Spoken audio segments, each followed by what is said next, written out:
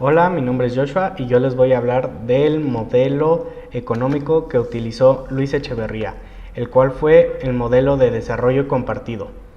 El periodo del fue de 1970 a 1976. Bueno, vamos a empezar con qué es. Fue un plan de corte populista que buscaba compartir los beneficios de crecimiento y una alianza entre obreros y campesinos. Objetivos: acabar con la desigualdad social, reanimar la actividad económica, aumentar el gasto público y buscaba corregir las deficiencias del modelo estabilizador, pero sin quitarlo totalmente.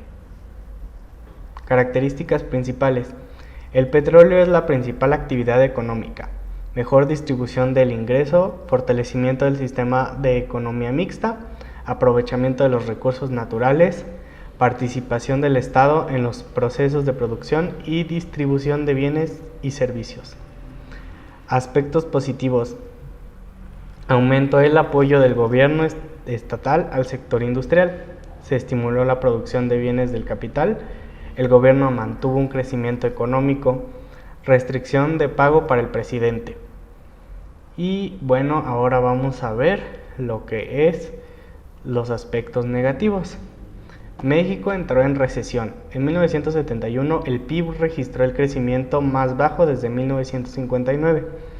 Los agentes económicos estaban gastando más de lo que producían, revueltas sociales y aumento de la deuda externa.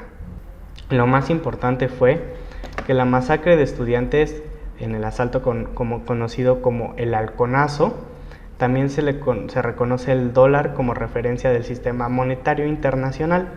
Más tarde ocurre una devaluación del dólar y el peso, a lo que se produce una crisis financiera internacional e inflación internacional. Tampoco hay que olvidar la guerra de los 6 días entre Israel y Egipto. Bueno, muchas gracias, eso fue todo.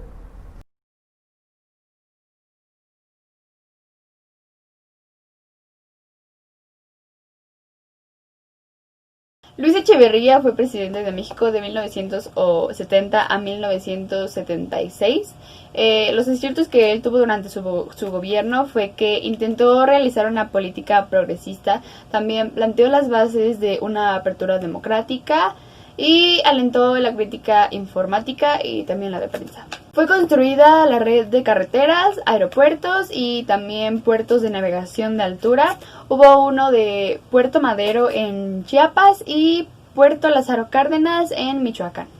Llevó a cabo una activa política exterior, lo que reforzó y amplió la presencia de México en varios foros y organismos internacionales. También en 1974, a propuesta de México, la ONU aprobó una Carta de Derechos y Deberes de los Estados, lo que complementaría la Declaración Universal de los Derechos Humanos. Y también en 1975 participó para la fundación del Sistema Económico Mexicano. De hecho, algo que también me parece muy curioso es que en su gabinete había más o menos un 78% de egresados de la UNAM. Entre ellos había un líder del 68, su nombre era Francisco Javier Alejo, quien era el líder, no, que era el director del Fondo Cultural Económico. Uno de los sucesos que sin duda marcó el mandato de Luis Echeverría y que curiosamente también tiene que ver con estudiantes fue el Halconazo. Esto sucede un 10 de julio de 1971 durante una manifestación de estudiantes en la Ciudad de México en apoyo de los estudiantes de Monterrey, donde participó un grupo paramilitar al servicio del Estado llamado Los Halcones. Luis Echeverría, pues, para limpiarse las manos, concluyó esto desligándose del grupo y pidiendo la renuncia del jefe del departamento del Distrito Federal. Sobre el avance de materia económica durante el mandato de Echeverría, no hubo la suficiente ni para sobrepasar o detener la crisis económica internacional que estaba viviendo el país a causa de la falta de petróleo. También por esto es que disminuyó la inversión privada, el gasto público aumentó considerablemente, lo que hizo que se emitiera papel moneda sin valor. Y también la deuda externa aumentó de 6.000 millones de dólares que heredó Díaz Ordaz a 20.000 millones de dólares en el mandato de Echeverría. Luis Echeverría Álvarez, quien durante 2 años había realizado una discreta y callada labor en la Secretaría de Gobernación, llegó a la presidencia de la República y cambió radicalmente su imagen.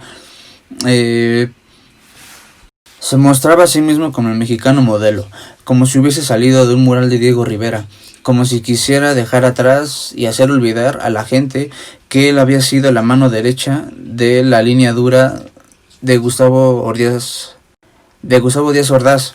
Echeverría rompió con el modelo económico denominado desarrollo estabilizador, que había prevalecido durante el país en las últimas 2 décadas, para implantar lo que él llamó el desarrollo compartido.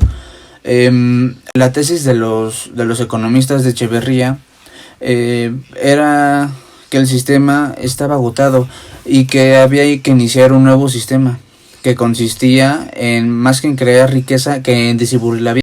Si recordamos que en los 60s, en los 70s es cuando llega a su cúspide la explosión demográfica en México, cosa que no estaba tomada en cuenta en el modelo anterior. Parecía que no existía el problema, por eso es que ya se estaba deteriorando el panorama social, el distributivo y el de justicia social.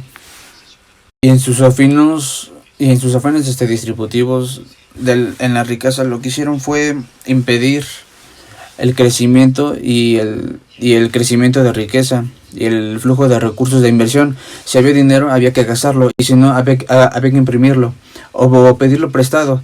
Gastar era sinónimo de invertir, y casi todos sus proyectos eran hechos a una gran escala.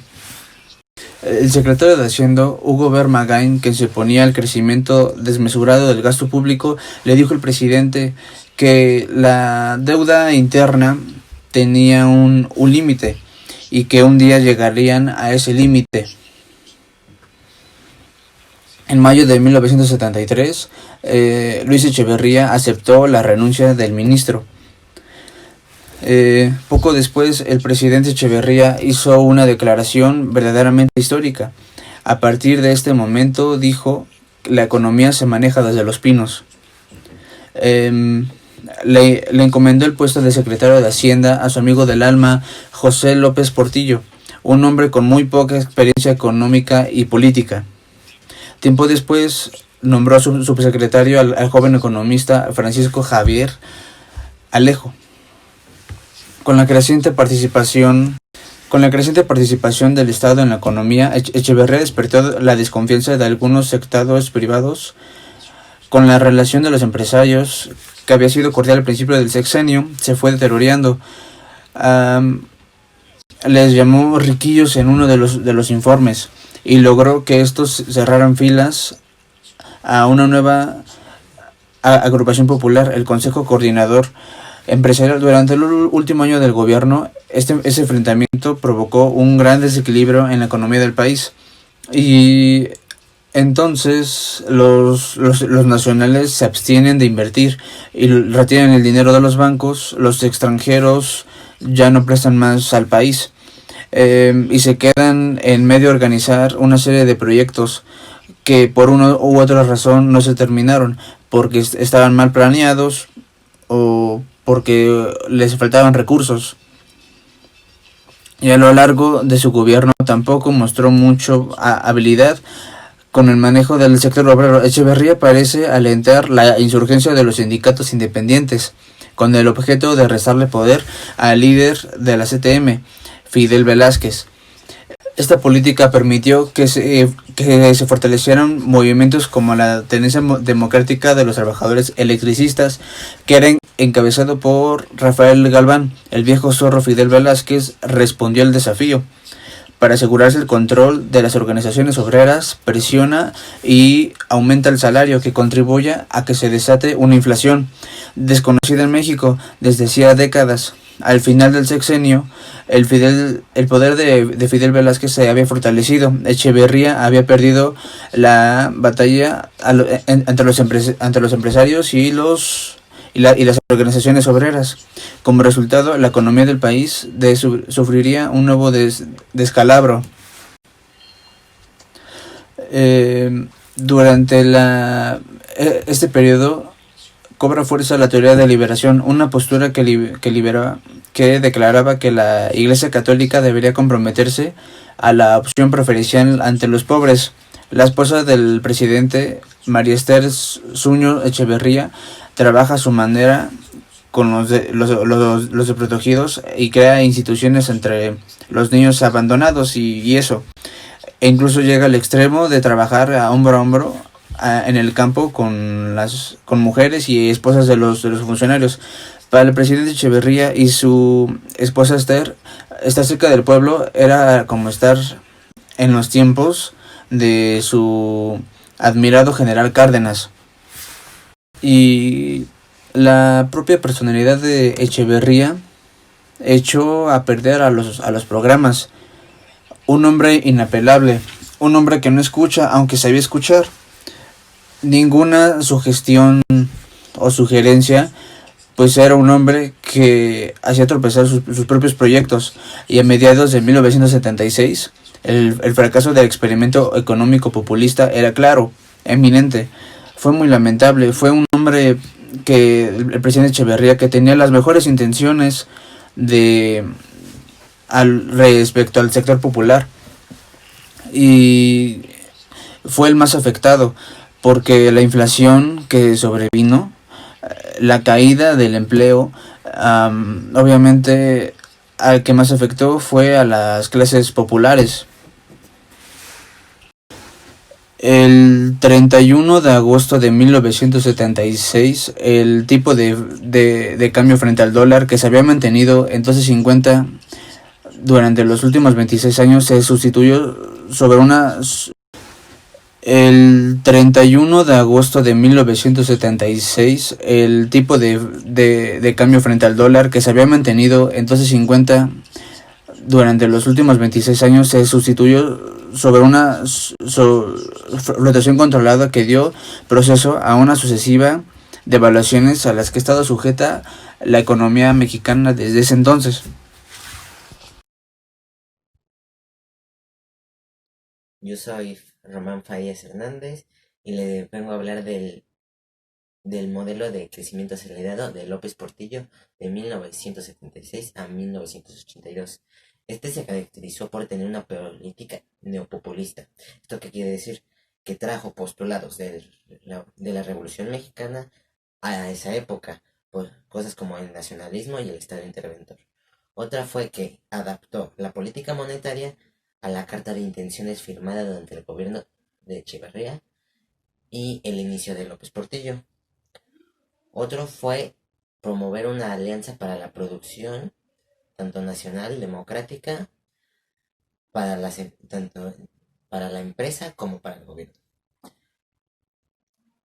Otro fue que que López Portillo dividió su sexenio en tres partes.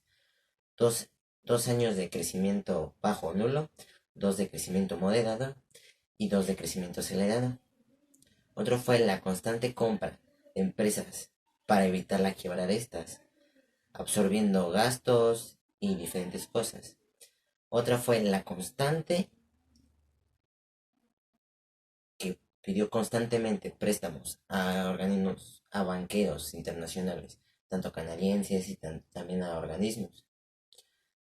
Y la constante dependencia del petróleo. Esas fueron las características del modelo de crecimiento acelerado. Y aparte contaba con ciertos objetivos, que era fortalecer la independencia de México,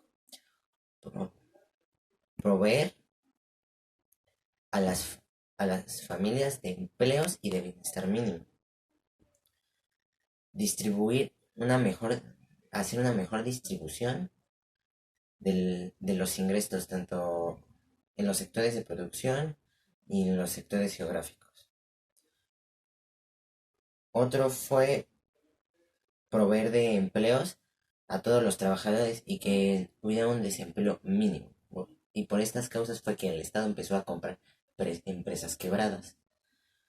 Y el otro fue el crecimiento en el sector petrolero, fue uno de los objetivos.